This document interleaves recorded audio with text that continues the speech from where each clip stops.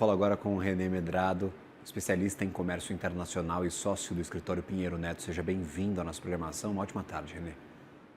Boa tarde, Gabriel. Prazer estar aqui com vocês. Temos Pix, etanol e direitos de patente nesta possível investigação comercial dos Estados Unidos contra o Brasil. Quais são os fundamentos desta investigação? Quais são os pontos de atenção que você levanta sobre essa relação comercial entre Brasil e Estados Unidos, que agora está bastante acirrada por conta das tarifas de 50%? Perfeito. A seção 301, como foi comentado agora, ela foi criada em 74. Ela foi utilizada pelos Estados Unidos durante, especialmente, década de 70, 80, até 94, justamente para conseguir abrir ou para justamente abrir mercados americanos, tendo como base situações de comércio que fossem consideradas injustas, arbitrárias, discriminatórias. Veja que não depende de uma caracterização de uma violação de um acordo comercial. Isso é algo que está bastante claro na legislação, então, portanto, a base, o fundamento é justamente os Estados Unidos considerarem, o governo americano considerar, e o STR, que seja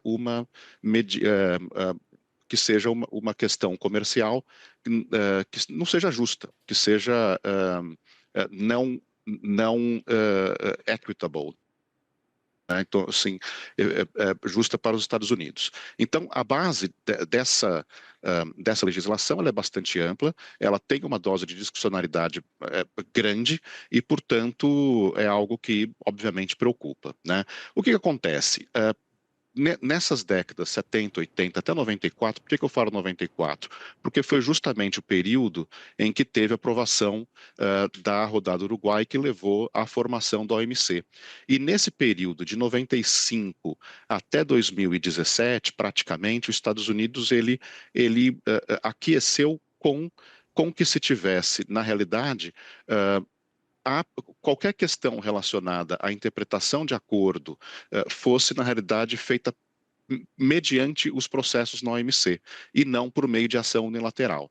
O que acontece é que desde 2000 e metade dos anos 2000 e também de 2010, existe já uma leitura nos Estados Unidos de que a OMC não era mais suficiente para conseguir fazer com que os Estados Unidos pudesse atacar questões que fossem vistas como injustas para si. Então, voltou-se a utilizar a seção 301 e isso volta a ser aplicado, especialmente no governo Trump 1, em 2017, com 9 investigações abertas, né? Então, é interessante verificar que é um mecanismo que foi muito utilizado no passado, depois ele deixa de ser justamente por conta da criação da OMC, mas com todas as críticas que foram feitas, e aí não é apenas um governo como o Trump, foram vários governos, Obama também criticou, depois Biden também criticou a OMC, nós temos hoje então a utilização dessa legislação. Então a legislação ela trata justamente da possibilidade de se utilizar a medida unilateral. A novidade neste caso é que é um caso multissetorial, tá bem? O Brasil já foi objeto de investigações no passado relacionadas à seção 301 e envolvendo política de informática dos anos 80, patentes de fármacos e químicos finos. Houve também uma questão de propriedade intelectual ali em 93. Então, e o próprio regime automotivo em 96, 98 foi objeto, né? Mas agora é uma investigação multissetorial, claramente, e que abrange diferentes temas, né? Como vocês comentaram, a questão, por exemplo, do PIX. Então, a discussão é muito sobre se haveria uma tentativa de impedir o desenvolvimento dos meios de pagamento por parte de empresas, no caso, empresas americanas. Essa é uma questão bastante nova para o comércio internacional, né? Temos também a discussão de desmatamento. Essa foi uma discussão que chegou a ser ensaiada pelo Senado americano, especialmente durante o governo Biden. Vocês vão lembrar que teve uma carta de senadores democratas para o Brasil, dizendo que não avançariam em negociações comerciais enquanto não houvesse uma melhora no desmatamento aqui no Brasil. A União Europeia, ela trabalha com a questão de desmatamento, existe uma legislação hoje que trata de produtos que sejam oriundos de regiões de desmatamento.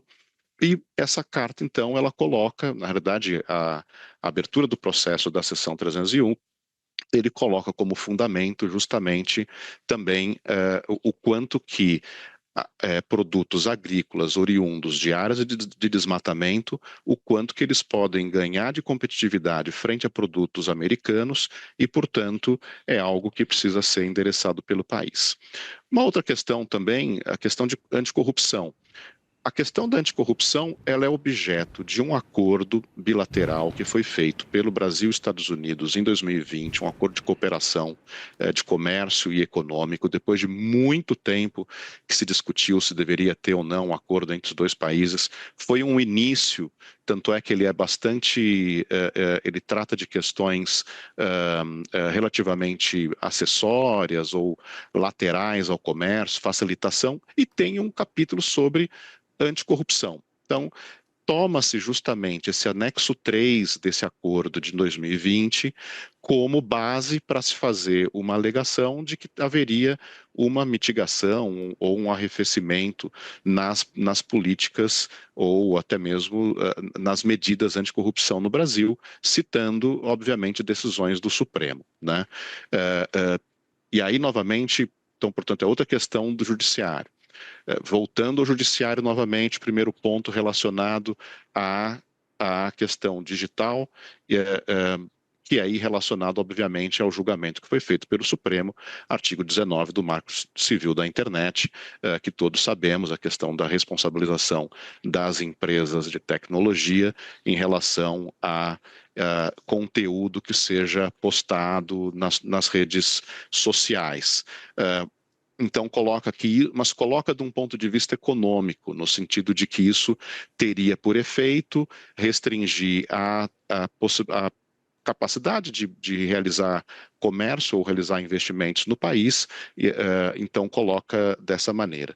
Acho que tem alguns temas que já eram conhecidos, etanol, por exemplo, que é uma reclamação de que havia uma cota que, portanto, permitia a importação de etanol americano no Brasil a uma taxa menor, mas que isso foi demovido e, portanto, nós temos agora 18% de tarifa de importação para o etanol americano. Então, é interessante que eles fazem um contexto todo mostrando que tanto Estados Unidos quanto o Brasil são os maiores produtores exportadores de etanol, mostram até mesmo o tamanho das exportações de cada um, mas acabam indicando que os Estados Unidos acaba não tendo uma presença relevante também aqui no mercado brasileiro e coloca que isso é fruto de um tratamento injusto. Tem mais, né? Propriedade intelectual, aqui é uma reclamação a respeito da própria aplicação da Lei de Propriedade Intelectual.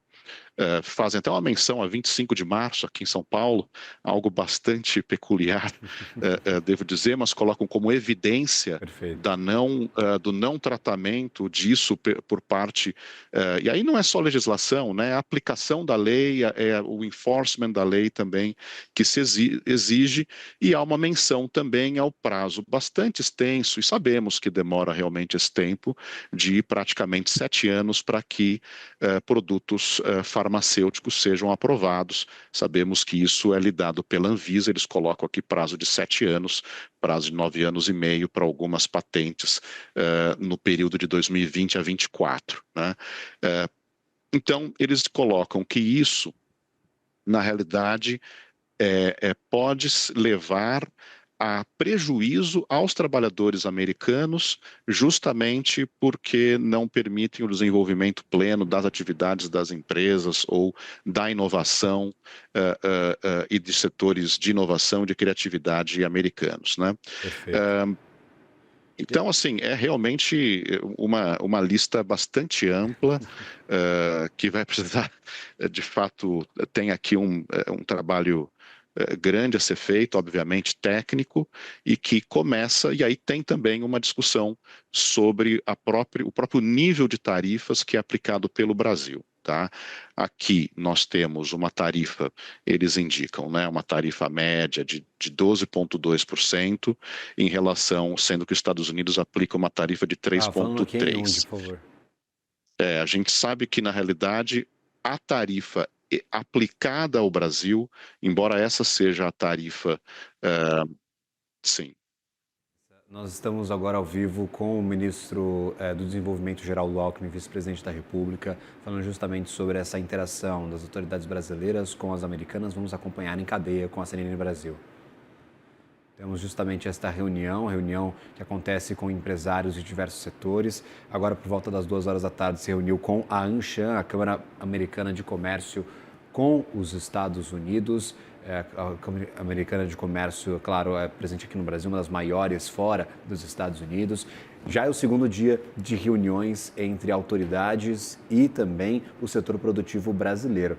Nós teremos daqui a pouquinho mais detalhes, nós temos uma equipe acompanhando justamente todos os desdobramentos deste segundo dia de interações e o que vai sair dessa mesa de negociações.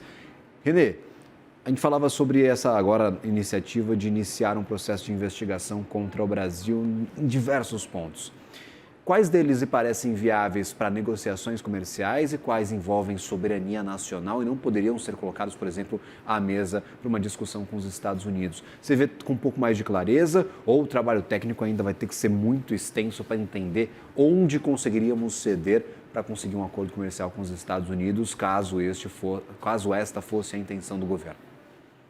É possível ver com clareza, acho que tem um capítulo B, que é a questão das tarifas, né? Então, o documento faz uma comparação do tratamento que os Estados Unidos têm do Brasil, compara com Índia e compara com México, que são dois países em que há acordo bilateral. Então, fala especificamente de automóveis na parte do México e mostra o quanto que teve perdas, obviamente que essa é a, a forma como foi posto o caso, a narrativa, né, americana aqui nesse documento, mas é um ponto que certamente pode ser objeto de negociação, já que o que aparentemente se busca é acesso ao mercado. Os Estados Unidos quer mais acesso aos seus produtos, então, portanto, aqui não há dúvida que seria objeto aqui de uma negociação comercial que é absolutamente natural que se busque entre países parceiros, aliás, como são Brasil e Estados Unidos, né? A parte de proteção de propriedade intelectual, ela pode ser objeto de medidas por parte do Brasil ou até mesmo de conforto ou criação de protocolo, grupo de trabalho que leve a uma melhora nas questões de propriedade intelectual. No caso, é até benéfico para o país. Nós estamos falando aqui de pirataria, estamos falando de contrafeição, então são questões, obviamente, que são macro, porque exigem um esforço bastante grande do INPI e de outros órgãos de repressão, mas que, no final das contas, isso é importante para o país, justamente é importante que a propriedade intelectual seja resguardada e seja respeitada no Brasil. Essa questão também do tempo de aprovação de patentes também é algo que deveria ser tratado e eventualmente, por meio de cooperação e de troca de informação entre os países e quais são os esforços que estão sendo feitos para diminuir esse tempo, é algo que pode ser objeto de conversas objetivas. Etanol também me parece que é uma questão de acesso ao mercado, obviamente, aqui é algo para ser negociado, também pode ser objeto disso. A questão do desmatamento, ela já me parece que pode ser objeto de maior informação sobre o que já está sendo feito em relação a desmatamento. E aqui é uma novidade, né? Na realidade, não tínhamos visto ainda seção 301 trabalhando com questão de desmatamento, trabalhando com questão de meio ambiente.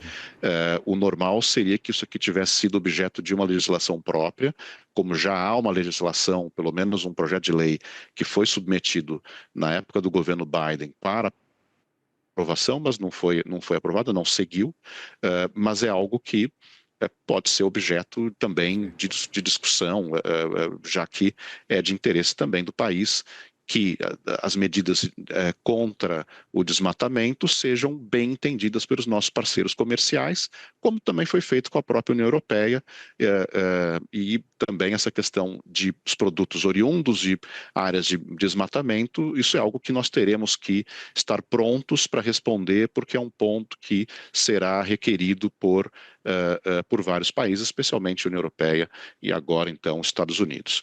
Agora, obviamente que quando se fala de questão de marco civil da internet, questão de regulação de meios de pagamento, aí nós já envolvemos, obviamente, as opções que, no caso do marco civil, nós estamos falando de judiciário, então, portanto, é uma interpretação do Supremo Tribunal Federal e, portanto, é um julgamento já encerrado, então, portanto, qualquer modificação, o horizonte para isso é bastante difícil, até por questões processuais.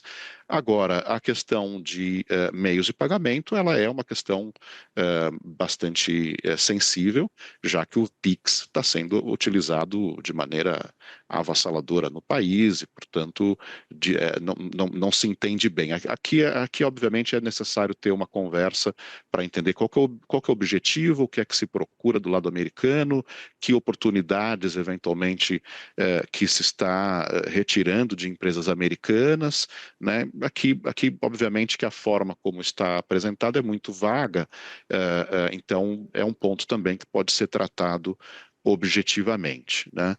Então são muitos pontos, mas pelo menos dá um mapa para negociações, né? Nós temos aí visto uma ênfase bastante grande por parte do empresariado, justamente para que não se entre numa situação de reciprocidade, de utilização da lei de reciprocidade, que, aliás, acaba de ser regulamentada também por meio de decreto. Então, portanto, ela estaria já apta a ser utilizada, mas nós sabemos que esse tipo de legislação sobre contramedidas no comércio internacional, elas são boas para não serem usadas, né? Justamente porque todo tipo de retaliação comercial, ela leva a desvio de comércio, ela leva a aumento de custo, aumenta o custo de transação, perda, obviamente, de eficiência e por aí vai. Então, ninguém ganha, nem Estados Unidos, nem Brasil, ninguém ganha nesse processo, e, portanto, o melhor é, de fato, a negociação. Por outro lado, é necessário ver se tem espaço para negociar também do lado americano, e quais são as pretensões. Isso, obviamente, que o governo tem que encabeçar, mas muito junto com o empresariado, já que é quem vai sofrer as consequências diretas. O foco dessas conversas entre ontem e hoje, desta equipe multidisciplinar, vamos falar dessa forma, interministerial com o setor produtivo. Já tivemos conversas com a CNI também, com os produtores rurais e com a Câmara Americana de Comércio aqui no Brasil. Hoje participam, por exemplo, integrantes do agronegócio novamente. Teremos ainda muitas discussões, ao menos, como você nos traz, Renê, temos por onde começar, temos um norte de quais são as demandas dos americanos em relação ao Brasil, que antes não tínhamos. O próprio ministro do Desenvolvimento, Geraldo Alckmin, diz nesta carta que foi publicada hoje, mas enviada ao secretário de Comércio ontem, Howard Lutnick, dizendo que estamos tentando contato desde o início do ano e não tivemos resposta, nem com quais são os pontos de demanda dos Estados Unidos para iniciarmos as negociações, as tratativas, ao menos temos um norte de quais podem ser estas demandas. Renê Medrado, Correto. sempre bem-vindo à nossa programação. Obrigado por nos ajudar a entender esta investigação e quais são os pontos mais sensíveis. Lhe desejo um ótimo trabalho e uma boa quarta-feira. Muito obrigado a vocês também, é um prazer colaborar aqui com a CNN. Agradecido.